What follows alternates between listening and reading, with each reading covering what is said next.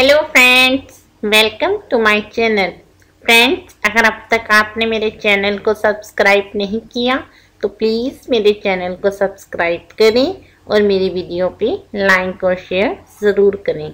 Okay friends, आज मैं आपके साथ जो टिप्स शेयर करने वाली हूँ वो है स्किन वाइटनिंग मास्क। फ्रेंड्स, मैं आपको जो मास्क बताने वाली हूँ, इस मास्क से आपकी स्किन वाइट और ग्लो करेगी, साथ में आपकी स्किन पे शाइनिंग भी आएगी।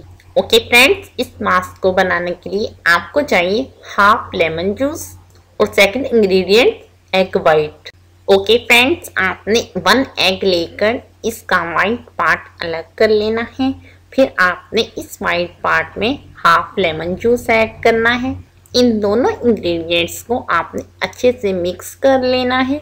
मिक्स करने के बाद आप ब्रश की मदद से इस मास्क को अपनी स्किन पे अप्लाई करें। आप इस मास्क को अपने फेस, नेक और हैंड्स पे अप्लाई कर सकते हैं। अप्लाई करने के बाद आप इसे 20 मिनट तक ड्राई होने के लिए छोड़ दें।